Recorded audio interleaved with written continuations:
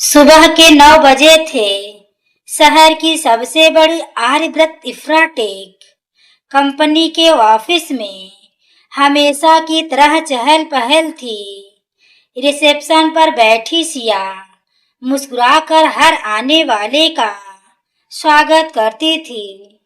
साधारण सूती सलवार कुर्ता पहनने वाली सिया की गरीबी उसके कपड़ों में साफ झलकती थी।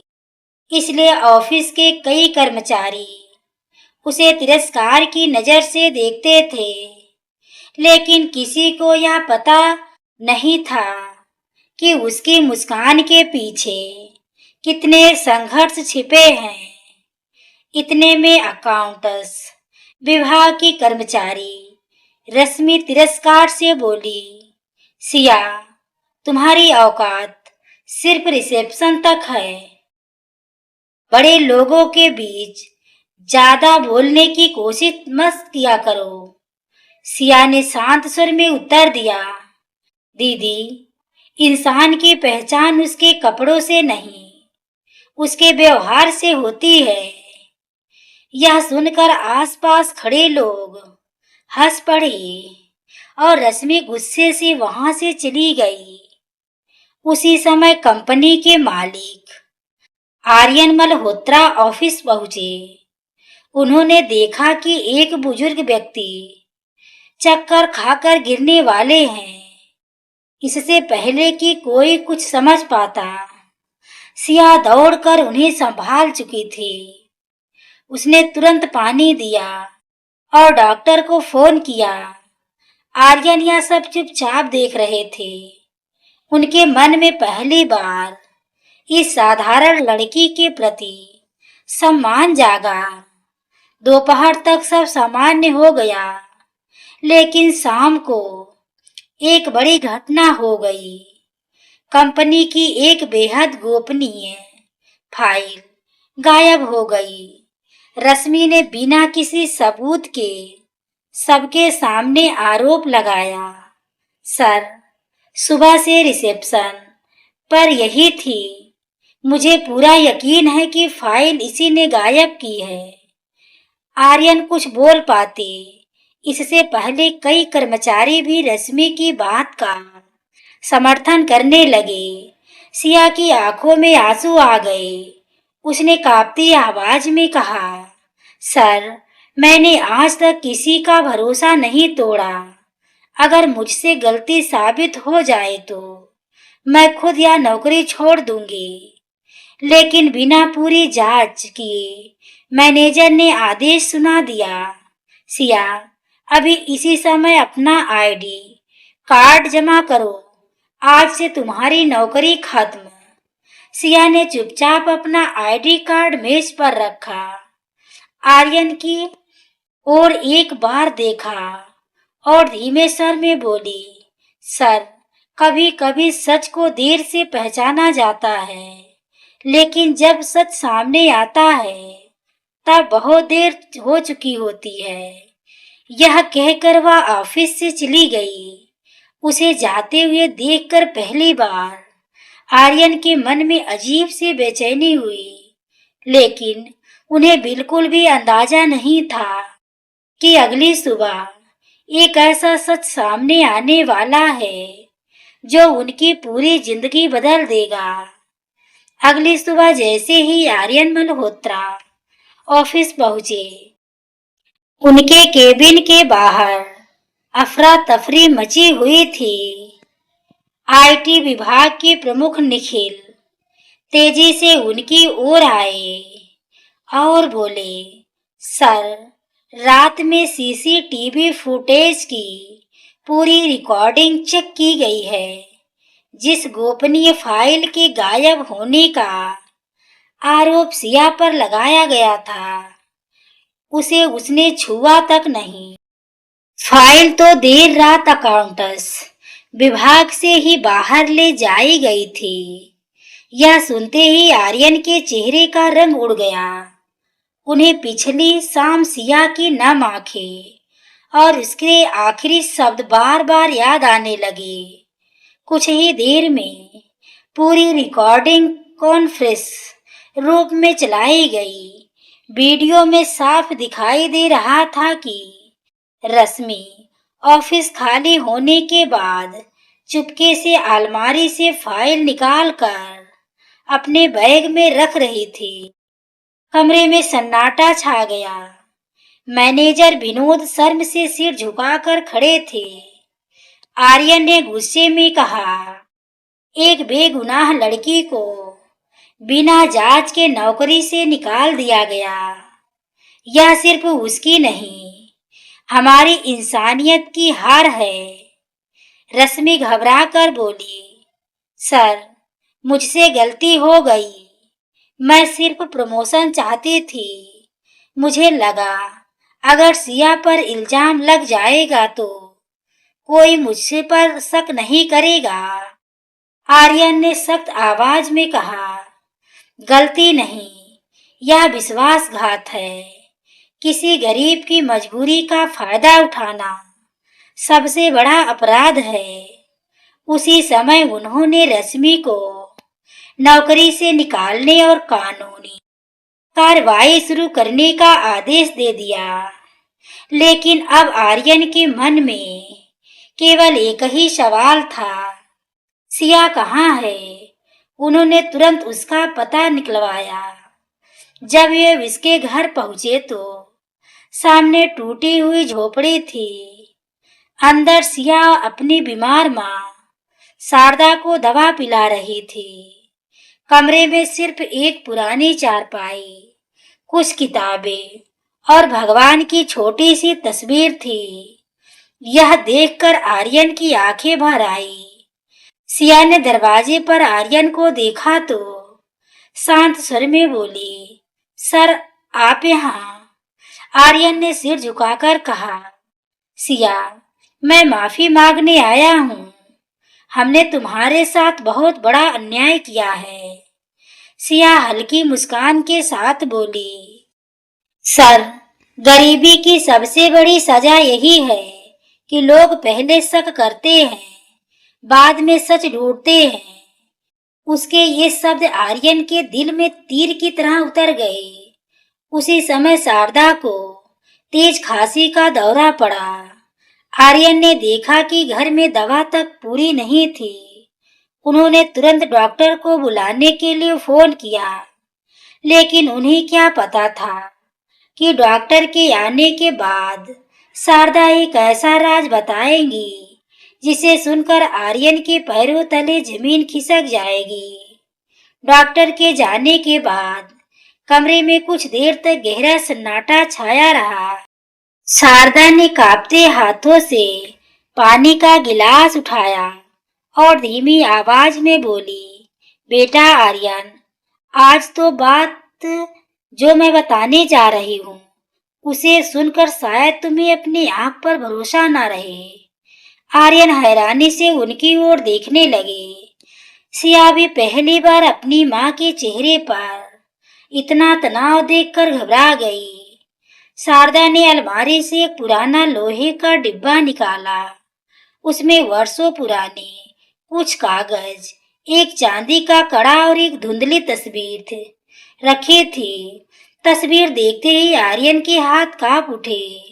उसमें उनके स्वर्गीय पिता देवेंद्र मल्होत्रा एक छोटी बच्ची की गोद में लिए मुस्कुरा रहे थे।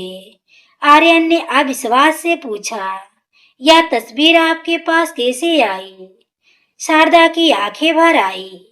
उन्होंने कहा, 20 साल पहले तुम्हारे पिता की कार का भयानक एक्सीडेंट हुआ था।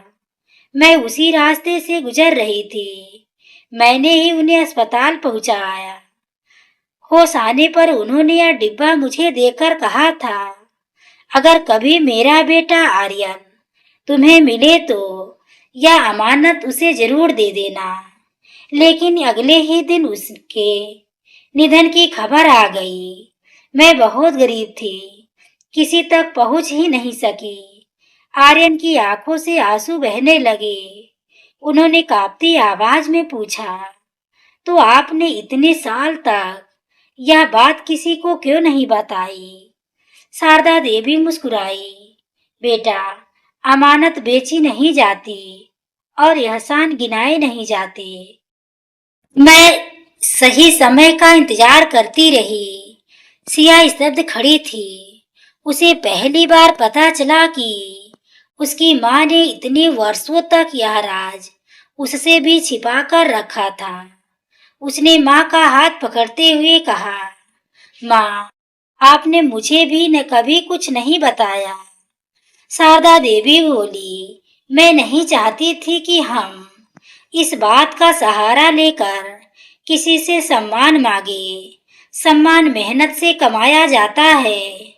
आर्यन ने तुरंत सिया की ओर देखा और भावुक होकर कहा, सिया, मैंने तुम्हारे साथ बहुत बड़ा अन्याय किया। अगर तुम चाहो तो मैं पूरी कंपनी के सामने अपनी गलती स्वीकार करूंगा और तुम्हें सम्मान के साथ वापस नौकरी दूंगा। सिया ने शांत स्वर में उत्तर दिया, सर, नौकरी लौटाने से पहले उन लोगों को सोच बदलिए जिन्होंने बिना सच जाने मुझे चोर कह दिया था। मुझे पद नहीं, इंसाफ चाहिए। सिया की यह बात सुनकर आर्यन का सिर सम्मान से झुक गया। उसी समय उनके मोबाइल पर कंपनी के लीगल हेड का फोन आया। दूसरी तरफ से घबराई हुई आवाज आई, सर, बहुत बड़ी मुसीबत हो गई है। जिस फाइल की चोरी हुई थी उसके पीछे करोड़ों रुपए का घोटाला छिपा है और उसमें कंपनी का एक बेहद भरोसेमंद व्यक्ति शामिल है। आर्यन के हाथ से मोबाइल लगभग छूट गया।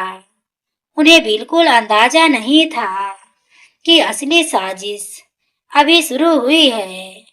फोन कटते ही आर्यन बिना एक पल गवाए सिया से बोले, मुझे तुरंत ऑफिस पहुंचना होगा। अगर यह सच है तो सिर्फ तुम्हारे साथ नहीं, पूरी कंपनी के साथ धोखा हुआ है। सिया ने शांत स्वर में कहा, सर, झूठ चाहे कितना भी ताकतवर क्यों ना हो, सच एक दिन उसका चेहरा दुनिया को दिखा ही देता है। लेकिन इस बार किसी बेगुनाह को सजा नहीं मिलनी चाहिए।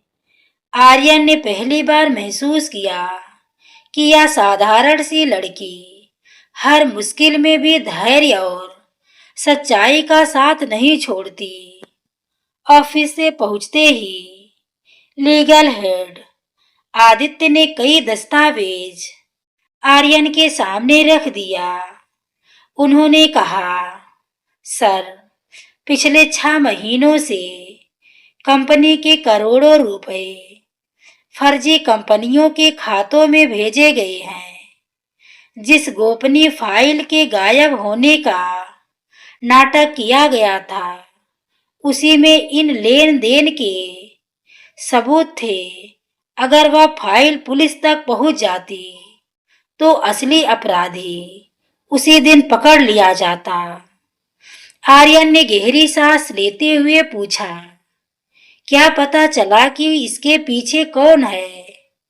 आदित्य ने धीरे से एक नाम लिया, विक्रम कपूर। यह नाम सुनते ही आर्यन जैसे पत्थर के हो गए।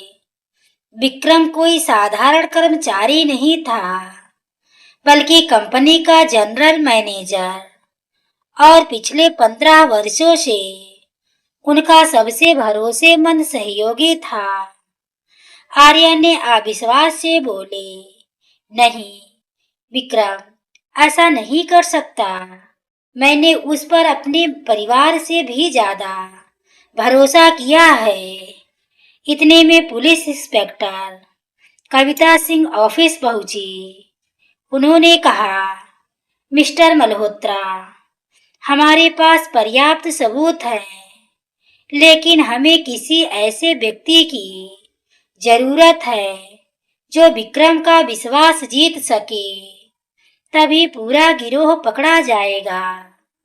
आर्यन कुछ सोच ही रहे थे कि पीछे से सिया की आवाज आई, अगर आप अनुमति दे दे तो मैं यह काम कर सकती हूँ। आर्यन चौंक कर बोले, नहीं सिया, यह बहुत खतरनाक है। मैं तुम्हें फिर किसी मुसीबत में नहीं डाल सकता। सिया ने दृढ़ स्वर में कहा, सर, जब मेरे ऊपर झूठा आरोप लगा था तब मैंने डर कर हार नहीं मानी। आज अगर मेरी वजह से कई निर्दोष लोगों को न्याय मिल सकता है तो मैं पीछे नहीं हटूंगी। सच की रक्षा करने के लिए कभी कभी जोखिम उठाना पड़ता है। इंस्पेक्टर कविता ने सिया की ओर देखकर कहा, हिम्मत तो तुम में बहुत है, लेकिन याद रखना, जरा सी गलती तुम्हारी जान को खतरे में डाल सकती है। सिया मुस्कुराई और बोली, झूठ से डर कर जीने से अच्छा है सच के लिए खड़ा होना। उसी शाम योजना के अनुसार सिया विक्रम से मिलने के लिए निकली, लेकिन उसे यह नहीं पता था कि विक्रम पहले से ही सब समझ चुका है। उसने अपने आदमियों से केवल एक आदेश दिया, लड़की आज रात किसी भी हालत में जिंदा वापस नहीं जानी चाहिए।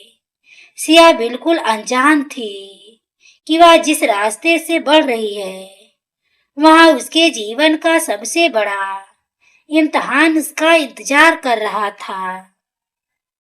रात के लगभग 9 बज चुके थे। शहर के बाहरी इलाके में बने एक पुराने गोदाम के बाहर सिया अकेली खड़ी थी। बाहर से सब कुछ शांत दिखाई दे रहा था, लेकिन भीतर करोड़ों रुपए के घोटाले का पूरा खेल चल रहा था। उसने इंस्पेक्टर कविता की दी हुई छोटी रिकॉर्डिंग डिवाइस अपने दुपट्टे में छिपा रखी थी। उसके कदमों में डर था, पर चेहरे पर अडिग विश्वास। उसे याद था कि अगर आज सच सामने आ गया तो न केवल उसकी बेगुनाही साबित होगी, बल्कि कंपनी को लूटने वाले लोग भी कानून के शिकंजे में आ जाएंगे। गोदाम के अंदर विक्रम कपूर अपने साथियों के साथ बैठा था। सिया को देखते ही वह व्यंग से मुस्कुराया और बोला, मुझे पता था तुम जरूर आओगी। सच जानने की कीमत बहुत महंगी होती है। सिया ने बिना घबराए उत्तर दिया, सच कभी बिकता नहीं, इसलिए उसकी कीमत कोई तय नहीं कर सकता। विक्रम जोर से हंस पड़ा और बोला, आज के बाद तुम्हारी आवाज कोई नहीं सुनेगा। विक्रम को अपनी जीत का इतना घमंड था कि उसने खुद ही अपने अपराध गिनाने शुरू कर दिए। उसने कहा, रश्मि तो सिर्फ एक मोहरा थी, असली खेल मैंने खेला था। फाइल गायब करवाना, तुम्हें चोर साबित करना और करोड़ों रुपए विदेश भेजना सब मेरी योजना थी। अगर तुम बीच में ना आती तो आज तक कोई मेरा नाम भी नहीं जान पाता। सिया चुपचाप उसकी हर बात रिकॉर्ड करती रही। अचानक विक्रम के एक आदमी की नजर सिया के दुपट्टे पर पड़ी। उसने झपट कर रिकॉर्डिंग डिवाइस निकाल ली और चिल्लाया, सर, यह हमारी सारी बातें रिकॉर्ड कर रही थी। एक पल में माहौल बदल गया। विक्रम का चेहरा गुस्से से लाल हो गया। उसने मेज पर जोर से हाथ मारते हुए कहा, इसे जिंदा छोड़ना सबसे बड़ी गलती होगी। उसी समय गोदाम के बाहर से तेज आवाज आई, पुलिस, कोई भागने की कोशिश मत करना। इंस्पेक्टर कविता अपनी टीम के साथ अंदर घुस चुकी थी। चारों तरफ अफरा तफरी मच गई। विक्रम के लोग भागने लगे। इसी बीच विक्रम ने सिया को पकड़कर उसके सिर पर पिस्तौल तान दी और गरज कर बोला, अगर कोई एक कदम भी आगे बढ़ा तो इसकी जान चली जाएगी। इतने में आर्यन भी वहां पहुंच गए। उन्होंने कांपती आवाज में कहा, विक्रम, सिया को छोड़ दो, तुम्हें जो चाहिए मैं देने को तैयार हूँ। विक्रम हंसते हुए बोला, अब बहुत देर हो चुकी है आर्यन।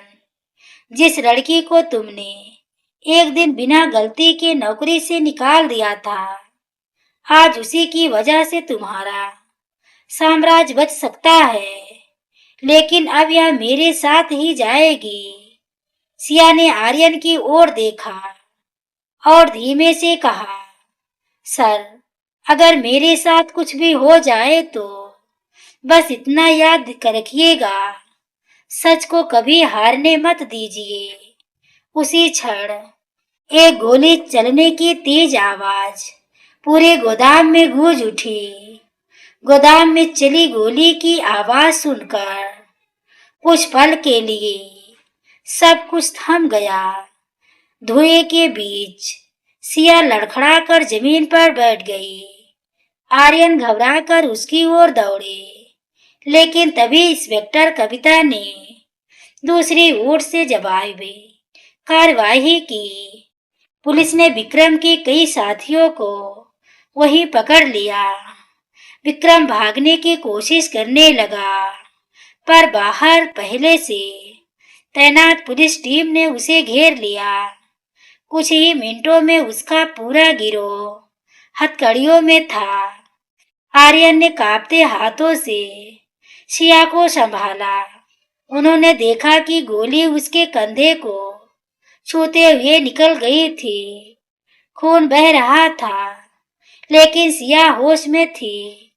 वह हल्की मुस्कान के साथ बोली, सर, चिंता मत कीजिए, सच को सिर्फ चोट लगती है, हार नहीं होती। आर्यन की आंखों से आंसू बह निकले। उन्होंने कहा, सिया, जिस लड़की पर मैंने भरोसा नहीं किया, आज उसी ने मेरी कंपनी, मेरे कर्मचारियों और मेरी इज्जत सब कुछ बचा लिया। मैं जीवन भर इस गलती का बोझ नहीं भूल पाऊंगा। अस्पताल के डॉक्टरों ने सिया का सफल इलाज किया। अगले दिन पुलिस ने प्रेस कॉन्फ्रेंस में पूरे घोटाले का खुलासा कर दिया। समाचार चैनलों पर एक ही खबर चल रही थी, गरीब रिसेप्शनिस्ट की बहादुरी से करोड़ों रुपए के घोटाले का पर्दाफाश। जो लोग कभी सिया को ताने मारते थे, आज वही उसके साहस की प्रशंसा कर रहे थे। कुछ दिनों बाद आर्यन ने कंपनी के सभी कर्मचारियों की एक विशेष बैठक बुलाई। पूरे स्टाफ के सामने उन्होंने कहा, आज मैं मालिक नहीं, एक गलती करने वाले इंसान बनकर खड़ा हूँ। मैंने बिना सच जाने सिया पर विश्वास नहीं किया। यदि उस दिन मैं उसकी बात सुन लेता तो शायद यह दिन नहीं देखना पड़ता। इसके बाद उन्होंने सिया को सम्मान के साथ मंच पर बुलाया।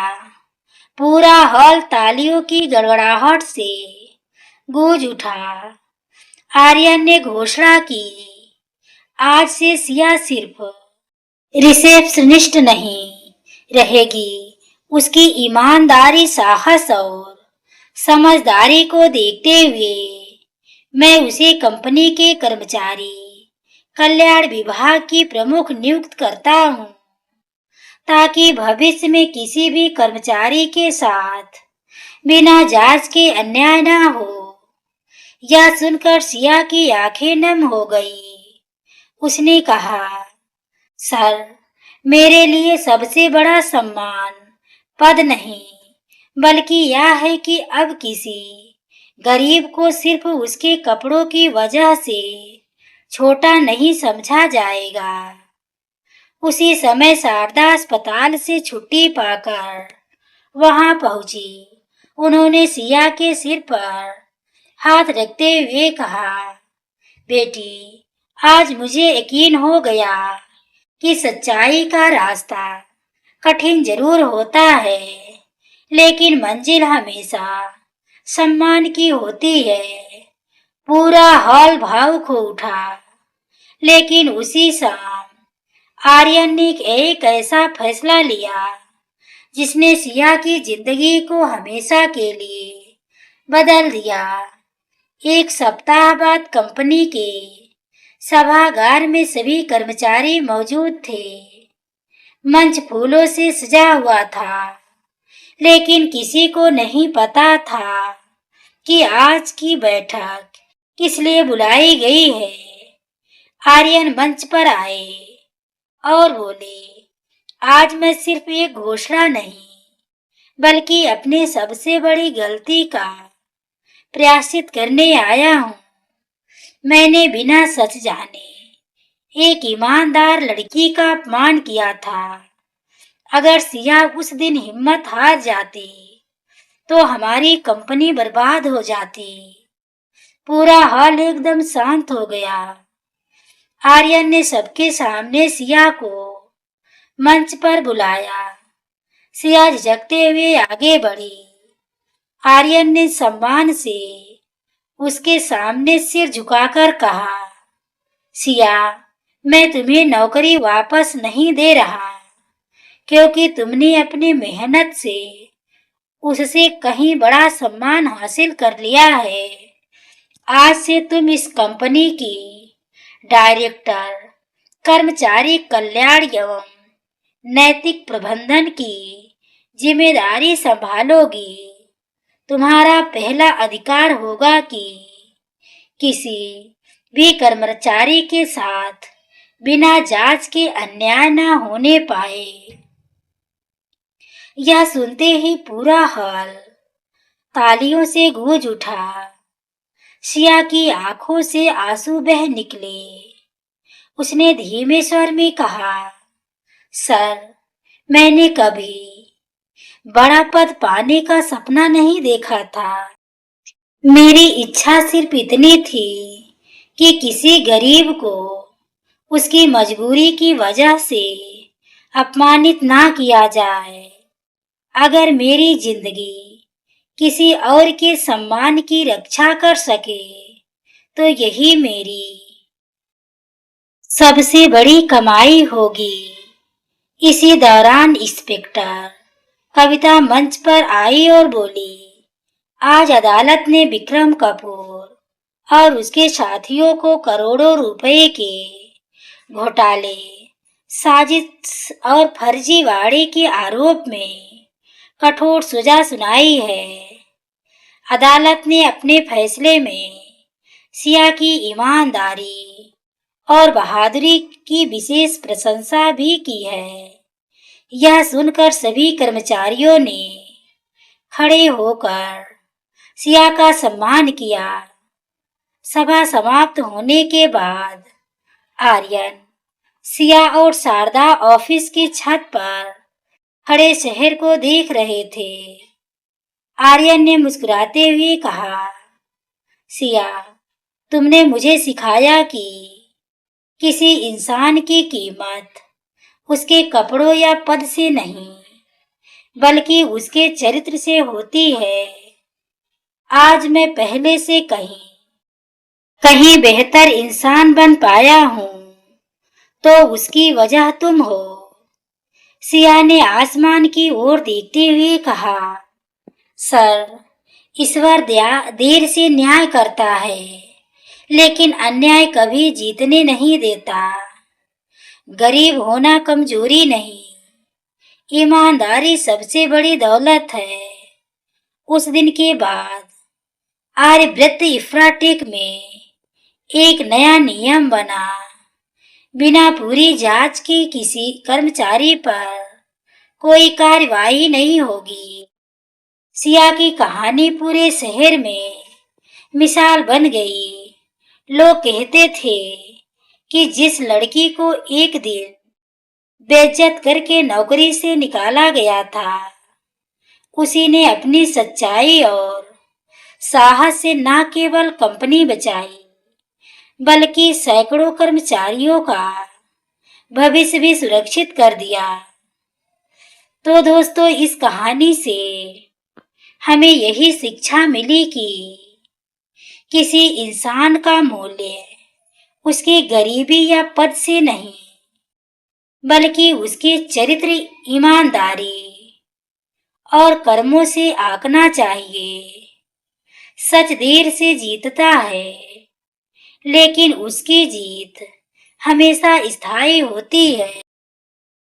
दोस्तों, ये रही आज की कहानी। अगर ये कहानी आपके दिल को छू गई हो तो वीडियो को लाइक, शेयर, हाइप करना ना भूले। फिर मिलते हैं एक नई कहानी के साथ।